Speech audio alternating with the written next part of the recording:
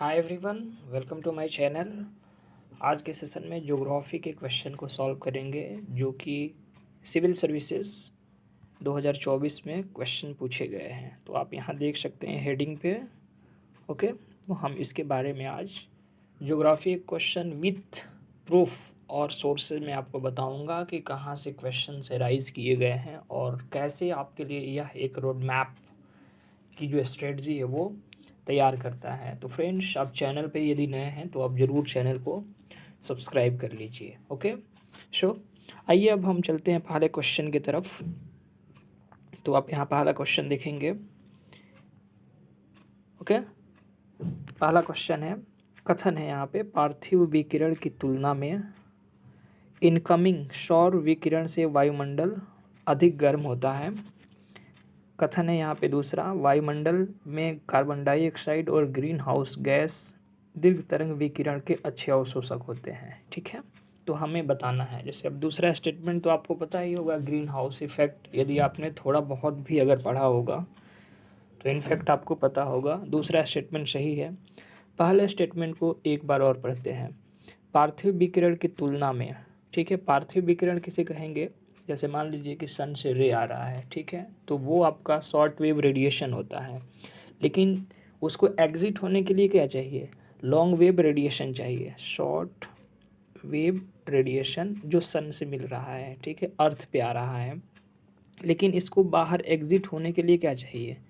Exit होने के लिए ये एग्जिट किससे होगा? लॉन्ग वेव रेडिएशन से। लॉन्ग वेव रेडिएशन अर्थात इसी को पार्थिव विकिरण कहा जाता है। अब क्वेश्चन है कि ये शॉर्ट वेव रेडिएशन से ज़्यादा यहाँ पे एक तरह से कहेंगे कि वायुमंडल हीट हो रहा है या फिर लॉन्ग वेव रेडिएशन से हो रहा है। ओके, क्वेश्चन समझ गए आप?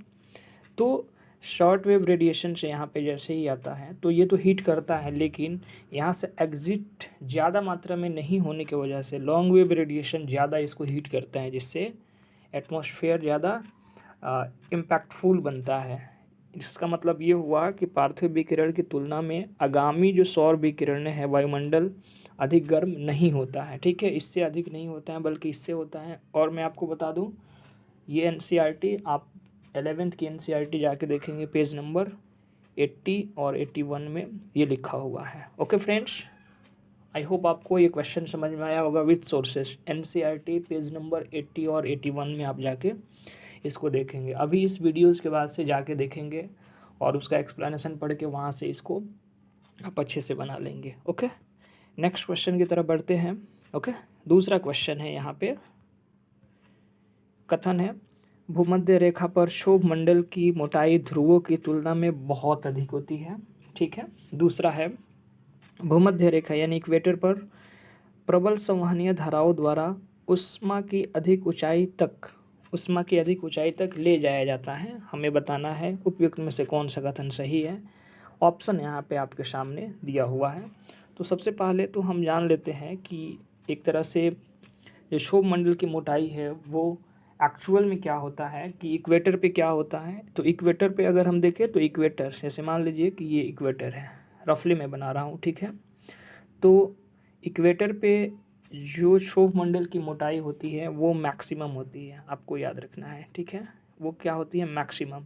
लेकिन जैसे ही अगर हम बात करें पोल की, तो ये पोल हो गया, तो ये पोल पे क्या होगा, जैसे क्षोभ मंडल की मोटाई जो है वो यहाँ पे जाते जाते मिनिमम हो जाएगा, यानी कि न्यूनतम होगा, मिनिमम होगा। अब स्टेटमेंट को पढ़ते हैं। भूमध्य रेखा पर क्षोभ मंडल की मोटाई ध्रुवों की तुलना में बहुत अधिक होती है, तो इनफैक्ट सही है। भूमध्य रेखा पर प्रबल संवहनीय धाराओं उष्मा की अधिक ऊंचाई तक ले जाया जाता है। यस, डेफिनेटली उसको लेके जाया भी जाता है, राइट। तो इसका मतलब ये हुआ कि कथन ए और कथन दो दोनों सही है, और ए बी की सही व्याख्या भी करता है। और अगेन मैं आपको बता दूं, page number NCERT 78, 11th class. Okay, you got my point. चलिए नेक्स्ट क्वेश्चन की तरफ बढ़ते हैं। थर्ड नंबर क्वेश्चन है, आप यहाँ देख पाएंगे। फ्रेंड्स, चैनल को आप ज़रूर सब्सक्राइब और लाइक कर सकते हैं, बिकॉज कई बार बोलना पड़ता है कि फ्रेंड्स जो कैंडिडेट तैयारी कर रहे हैं, एस्पायरेंट्स, तो पता नहीं सब्सक्राइब करने में इनफेक्ट होता क्या है, बट आप कर लीजिए, जेन्युइन ये मान के चलिए लिटरली कि बहुत मेहनत भी लगता है वीडियोस को बनाने में, एंड बहुत सपोर्टिंग की आवश्यकता भी है। तो आप उस चीज़ को समझिए। ओके, बहरहाल क्वेश्चन की तरफ बढ़ते हैं हम। जैसे यहाँ पे देखेंगे कि निम्नलिखित पर विचार कीजिए। ज्वल खंडाश्मी यानी पाइरोक्लास्ट्री मलबा, राख और धूल, नाइट्रोजन यौगिक, सल्फर यौगिक, उपयुक्त में से कितने ज्वालामुखी उद्गार के उत्पाद हैं। ठीक है, यहाँ पे ऑप्शन दिया हुआ है, राइट। तो अगर हम बात करें तो जो मलबा होता है वो तो डेफिनेटली निकलता है, राख एवं धूल भी निकलता है, सल्फर भी निकलता है, नाइट्रोजन यौगिक भी निकलते हैं। तो बहुत सारे जो है वो यहाँ पे देखेंगे कि जो उत्पाद है वो निकलते हैं। इसके अलावे अगर मैं बात करूँ तो इसके अलावे आप वाटर वेपर ले सकते हैं, यानी कि जलवाष्प भी निकलता है। ओके, जलवाष्प भी निकलता है, लेकिन कुछ मात्रा में आप देखेंगे तो क्लोरीन, हाइड्रोजन और आर्गन भी यहाँ पे आपको देखने को मिलेगा। ठीक है, तो आपको ये ऐड करना है। अच्छा, मैं आपको सोर्सेज बता दूँ कहाँ से है ये। NCERT 11th page number 27। NCERT 11th की बुक है, पेज नंबर 27। अच्छा, 11th की जो NCERT है ना उसमें 2 बुक है। ठीक है, अब 2 बुक में ना आपको ढूंढना पड़ेगा। ठीक है, मैं वो नहीं बताऊँगा। आप इनफैक्ट उतना तो आप कर सकते हैं ना, या फिर उसको भी बता दूँ। नहीं, तो आपको वो काम कर लेना है। ओके फ्रेंड्स, तो आपको ये भी क्वेश्चन समझ में आया। तीनों का सोर्सेज मैंने बताया, विथ स्टैटिक पोर्शन से क्वेश्चन पूछे गए हैं। नेक्स्ट क्वेश्चन लेते हैं। ओके, 4th नंबर क्वेश्चन क्या है उस पर थोड़ा विचार विमर्श करते हैं कि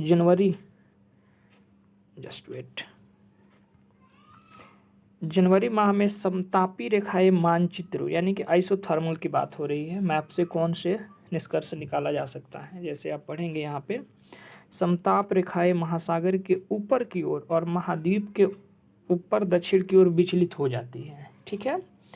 दूसरा, शीत महासागरीय धाराओं, गल्फ स्ट्रीम और उत्तरी अटलांटिक अफवाह ड्रिफ्ट की उपस्थिति उत्तरी अटलांटिक महासागर को शीतल बनाती है और समताप रेखाएं उत्तर की ओर मुड़ जाती है। ठीक है, यहाँ पे 2 आपके कथन दिए हुए हैं, हमें बताना है इसमें से सही क्या है। ओके, तो जब समताप रेखा की बात होती है, आइसोथर्मल जो लाइन से उसकी बात होती है, तो वो डेफिनेटली महासागरों के ऊपर जो है वो नॉर्थ की ओर और महाद्वीप की तरफ देखेंगे तो दक्षिण की तरफ वो विचलित होती है, राइट। तो इनफैक्ट पहला स्टेटमेंट सही है। दूसरा स्टेटमेंट में क्या यहाँ पे वो हमें समझना है। जैसे बात हो रही है शीत महासागरीय धाराओं की, गल्फ स्ट्रीम और उत्तरी अटलांटिक ड्रिफ्ट की उपस्थिति में, यहाँ पे आप देखेंगे शीतल नहीं बल्कि ये हीट कोष्ण बनाता है, उष्ण बनाता है, यानी कि हम बोलेंगे कि ये गर्म बनाता है। ठीक है, इसके वजह से ये जो स्टेटमेंट है वो पूरी तरह से गलत हो जाता है। तो सेकंड स्टेटमेंट रॉन्ग है, पहला स्टेटमेंट सही है। तो option A is the right answer. अच्छा, आपको मैं बता दूं 11th की जो NCERT है ओशियन करेंट आप जाके पढ़ के देख लेंगे, उसमें आपको मिल जाएगा। Okay, page number 85। You got my point. Okay, next question की तरफ बढ़ते हैं।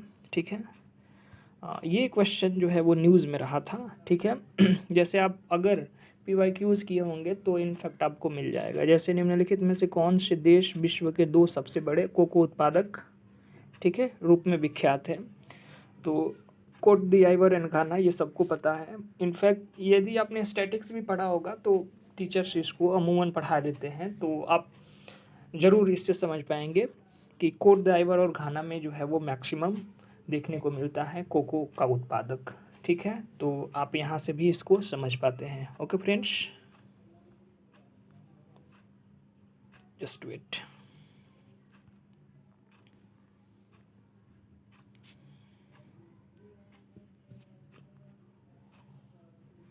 Just wait. ओके, तो इसका आंसर क्या हो जाएगा, यहाँ पे आप देख सकते हैं। इसका आंसर ऑब्वियसली क्या होगा, कोट दीआइवर और घाना होगा। ठीक है, जैसे कोट दीआइवर पूरे वर्ल्ड का अगर देखा जाएगा तो 38% ये कोको का उत्पादन करता है, घाना 19%। अच्छा, इक्वाडोर 3rd नंबर पे, इक्वाडोर जो है वो आपको 19% ये टोटल करता है। अच्छा, कोको होता क्या है तो मैं आपको बता दूं कि इसको सुखाकर, ठीक है, जैसे आपने पपाया देखा होगा, यू गॉट माई पॉइंट। तो पपाया जैसा ही इसका फ्रूट्स होता है, एंड उसको सुखाकर, ठीक है, एंड उसको एक तरह से भुनने के बाद से सुखाया जाता है, देन इसका यूज जो होता है वो पेय पदार्थ में होता है, या फिर जो महंगी महंगी चॉकलेट आती है इनफैक्ट उसमें भी होता है। तो यह एक प्रकार का फल है, फ्रूट्स है, ठीक है, जो पपीते जैसा दिखता है। तो इनफैक्ट आपको ये भी चीज़ें याद रखनी है। और ये स्टेटिक्स तो नहीं कहेंगे, बट हाँ अगर मिनरल्स के रेफरेंस में अगर प्रोडक्शन को लेकर आपने पढ़ा होगा तो ज़रूर ये क्वेश्चन बन सकता है। ओके, नेक्स्ट क्वेश्चन की तरफ बढ़ते हैं, जस्ट वेट। चलिए नेक्स्ट क्वेश्चन हमारा है 6 नंबर क्वेश्चन, आप यहाँ देख पाएंगे। क्वेश्चन नंबर 6 है कि पश्चिम से पूर्व की ओर प्रयागराज के अनुप्रवाह में गंगा से मिलने वाली हिमालय की नदियों के संदर्भ में सही अनुक्रम बताना है। तो ये तो आपके 11th के ड्रेन सिस्टम में भी है, ह्यूमन ज्योग्राफी में भी दिया हुआ है, ठीक है।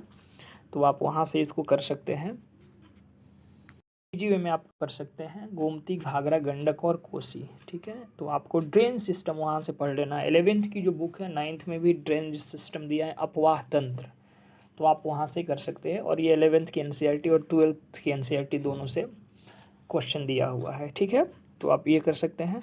नेक्स्ट क्वेश्चन की बात करें, 7th नंबर क्वेश्चन को लेते हैं, ठीक है, कि चट्टानों के अपक्षय के कारणों से में से एक कारण वर्षा है। यस डेफिनेटली ये तो है ही। वर्षा जल में घोल के रूप में कार्बन डाइऑक्साइड विद्यमान होता है, ये भी होता है, ओके। एंड वर्षा जल में वायुमंडलीय ऑक्सीजन विद्यमान होता है, यस डेफिनेटली होता है। उपयुक्त में से निम्नलिखित में से कौन सा कथन सही है, ओके। तो ये स्टैटिक्स पोर्शन है, ठीक है, ये स्टैटिक्स से बन जाएगा यदि आपने कोई ऑथेंटिक बुक्स का अगर आपने जो वो पढ़ा होगा, जैसे जियो बायो जो साइकिल होता है, केमिकल साइकिल होता है, वो इनफैक्ट वहाँ से आपको ये कर सकते हैं, ठीक है। तो कथन 2 और कथन 3 जो है वो कथन 1 की व्याख्या डेफिनेटली ये कर रहे हैं, ठीक है। तो ये भी क्वेश्चन जो है वो बनाने लायक था। अगर आपने जियो बायोकेमिकल जो एक साइक्लिक प्रोसेस होता है उसको आपने किया होगा तो इनफैक्ट ये क्वेश्चन बन सकता है, ठीक है। नेक्स्ट क्वेश्चन लेते हैं। नेक्स्ट क्वेश्चन है हमारा, बहुत प्यारा क्वेश्चन है। निम्नलिखित में से हमें बताना है कि नॉर्थ सी में किसकी सीमा लगती है। यहाँ पे कंट्रीज दिया हुआ है, ठीक है, फिनलैंड, जर्मनी, नॉर्वे, रूस, ठीक है। तो हमें बताना है कौन कौन सी। तो जैसे आपने अगर वर्ल्ड का मैप देखा होगा खासकर यूरोप का, तो यहाँ से नॉर्वे शुरू होता है, ठीक है, लेकिन नॉर्वे स्वीडन यहाँ पे होता है। इसके अलावा आप देखेंगे तो इस वाले एरिया में फिनलैंड, फिर यहाँ पे रूस आ जाता है, फिर यहाँ पे नीचे की तरफ जर्मनी आ जाता है। नॉर्थ सी का यहाँ पे देखेंगे लोकेशन होता है। तो नॉर्वे तो डेफिनेटली लग रहा है, ठीक है। फिनलैंड नहीं लग रहा है यहाँ पे, रूस भी नहीं लगेगा, एंड जर्मनी जो है वो इस वाले एरिया से लगता है, ठीक है। तो यहाँ पे जर्मनी और नॉर्वे जो है वो उसका सही उत्तर होगा। रूस और फिनलैंड इससे अटैच नहीं करता है, ओके फ्रेंड्स। तो आप ज़रूर इसको समझ लीजिए कि option B is the right answer, ठीक है। ये क्वेश्चन करने वाला था, स्टैटिक्स था, इसमें कोई ये नहीं है। आपने अगर अच्छे से PYQ स्टैटिक किया है तो आप बना सकते हैं, अन्यथा नहीं बनेगा, ठीक है। ये क्वेश्चन करने वाला था। क्वेश्चन नंबर आप देखेंगे यहाँ पे 9। तो जलप्रपात है, क्षेत्र है, नदी है। जैसे धुआंधार जलप्रपात है, हुंड्रू है, गरसुप्पा है। अच्छा गरसुप्पा तो हम लोगों ने बहुत बार पढ़ा है, ठीक है। तो क्या ये नेत्रवती नदी पे है? नहीं, ये है शरावती नदी पे, ठीक है। शरावती रिवर है जो कर्नाटक में आप देखेंगे तो वहाँ पे है, ठीक है। पश्चिमी घाट ये तो सही है, बट यहाँ पे अगर देखेंगे तीनों जैसे क्षेत्र सही है, लेकिन ये नेत्रवती दिया हुआ है, गलत है, ठीक है। एक तो गलत हो गया। अच्छा अगर बात करें हुंड्रू जलप्रपात छोटा नागपुर में है, स्वर्णरेखा नदी पे, यस ये डेफिनेटली यहाँ पे सही है, ओके। एंड धुआंधार जलप्रपात की अगर बात करें, ठीक है, तो ये नर्मदा नदी पर है लेकिन मालवा के क्षेत्र में नहीं है, ठीक है। ये नर्मदा नदी पर तो है लेकिन मालवा के क्षेत्र से इसका कोई भी संबंध नहीं है, इसलिए ये जो ऑप्शन है ये भी गलत होता है। इसका मतलब ये हुआ कि इसमें कितने सही है, तो केवल एक।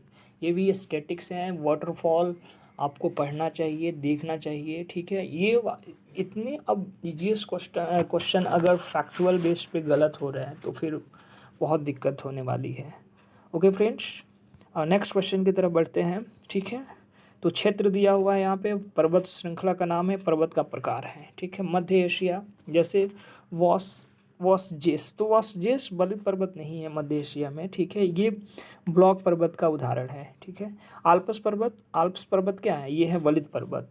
लेकिन जब आप एप्लेशियन को देखते हैं नॉर्थ अमेरिका में तो डेफिनेटली वलित पर्वत है। एंडीज़ को देखेंगे तो वो भी वलित पर्वत है। इसका मतलब ये हुआ कि इसमें दो स्टेटमेंट सही हो रहा है। Option B is the right answer. अब ये कहिएगा बुक्स दिखाइए, भाई साहब आप जाके पी वाई क्यूज़ तो अच्छे से कीजिए। पी वाई क्यूज़ में या फिर कंटिनेंट्स का जो स्पेशल आप करेंगे स्पेशली उसमें आपको ये मिल जाएगा देखने को, और ये आपका बनने वाला क्वेश्चन था। ओके फ्रेंड्स, 10 क्वेश्चन हम लोगों ने कर लिया। 11 क्वेश्चन पे चलते हैं, जस्ट वेट। ये क्वेश्चन जो है वो आपके थोड़े से करेंट अफेयर्स के रेफरेंस में ये क्वेश्चन है, ठीक है, कि ग्रीनफील्ड परियोजनाओं के तहत जो है वो इसमें से किसका एक तरह से निर्माणशील रख, ठीक है।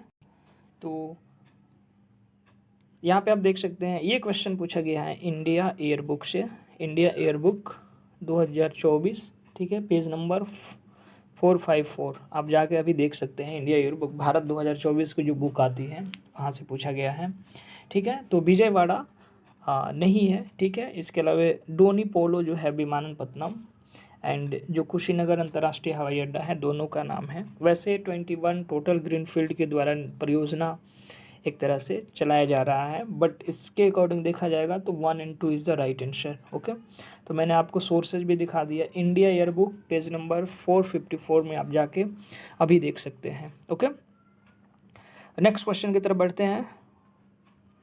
आप देखेंगे यहाँ पे जैसे वाटर वेपर की बात हो रही है, जलवाष्प के संदर्भ में निम्नलिखित में से कौन सा कथन सही है, ठीक है, सही हमें बताना है। यह एक गैस है जिसकी मात्रा ऊंचाई के साथ घटती है। यस डेफिनेटली, हाइट जैसे जैसे बढ़ता है तो जलवाष्प की मात्रा जो है वो कम होती है।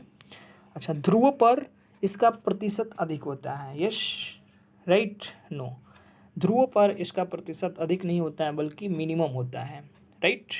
और इक्वेटर पर इसका जो प्रतिशत होता है वो मैक्सिमम होता है। अब NCERT page number 77 11th class की आप जाके अभी देखेंगे। ऑप्शन बी इज़ द मतलब टोटली रॉन्ग है बी, ठीक है, एक इसमें सही है। So option A is the right answer. NCERT 11th class page number 77 जाके फ्रेंड्स अभी देखिए। और फ्रेंड्स बहुत मतलब मेहनत लगती है कि इतने सारे सोर्सेज को बनाना, फिर उस चीज़ को देखना है कि कहाँ से कौन क्वेश्चन किया गया है। तो फ्रेंड्स ज़रूर आप लाइक एंड सब्सक्राइब और शेयर करके जाएंगे। ओके फ्रेंड्स, तो 77 पेज नंबर पे जाके देखेंगे, इस क्वेश्चन का आंसर दिया हुआ है। ओके, नेक्स्ट क्वेश्चन की तरफ बढ़ते हैं। तापमानों की वार्षिक और दैनिक सीमा जो है वो निम्न है। वर्ष भर वर्षण होता है, वर्षण में भिन्नता 50 सेंटीमीटर से 250 सेंटीमीटर के मध्य होती है। पूछा जा रहा है कि यह किस प्रकार का क्लाइमेट है, जलवायु है। विषुवत-रेखीय जलवायु, चीन प्रकार जलवायु, आर्द्र उपोष्णकटिबंधीय जलवायु, समुद्री पश्चिमी तटीय जलवायु, ठीक है।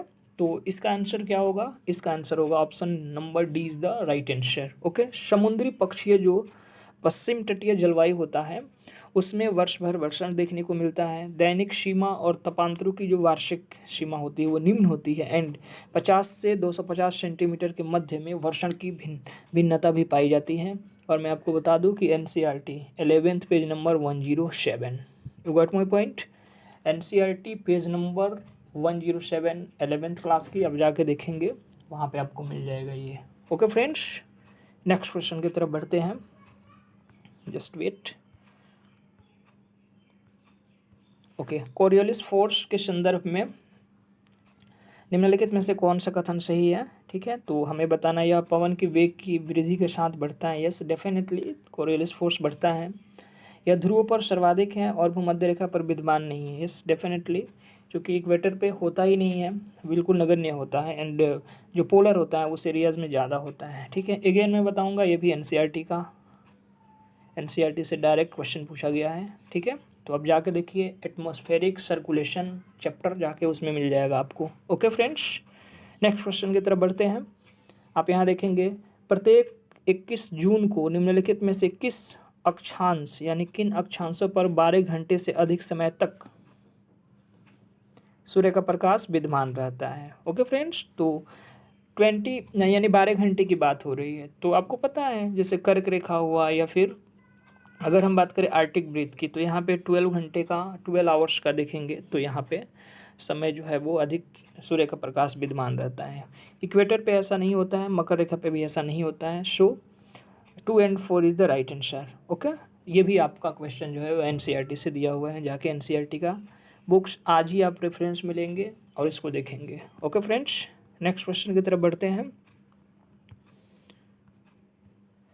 उष्णकटिबंधीय निम्नलिखित में से एक में विश्व की सबसे बड़ी उष्णकटिबंधीय पीठभूमि है जो जीवाश्म ईंधन से होने वाले लगभग 3 वर्ष के वैश्विक कार्बन उत्सर्जन को धारण करता है, और जिसमें संभाव्य विनाश से वैश्विक जलवायु पर प्रतिकूल प्रभाव पड़ सकता है। निम्नलिखित में से किस क्षेत्र का ये घोषित करता है? तो इनफैक्ट ये बहुत न्यूज़ में रहा था।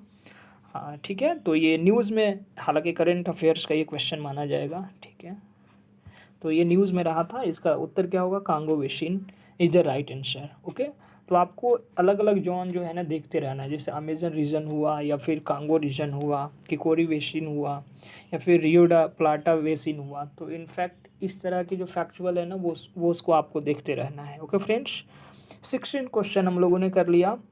Just wait. तो 16 क्वेश्चन हमने ज्योग्राफी का किया। ओके फ्रेंड्स, और आप यहाँ देख सकते हैं कि मैक्सिमम अगर 1-2 क्वेश्चन को हम अगर थोड़ा सा अलग कर दे तो आपके स्टैटिक पोर्शन से आ रहे हैं क्वेश्चन। तो आप किस चक्कर में पड़े हैं नए नए टॉपिक पढ़ने में? नहीं, आपको भी जाके अपना स्टैटिक्स पोर्शन स्ट्रॉन्ग करना है। और अभी आपने नहीं पढ़ा है तो 11th की दोनों एनसीईआरटी की बुक जाके आप पढ़ सकते हैं, एंड आप देखेंगे, फील कर पाएंगे क्वेश्चन जो आएगा वो इनफैक्ट बनेगा। ओके फ्रेंड्स, तो आप ज़रूर चैनल को सब्सक्राइब कर लीजिए, एंड ढेर सारा हम लोग देखेंगे अदर सोर्सेज को, कहाँ कहाँ से क्वेश्चन पूछे जा रहे हैं। Okay friends, thank you.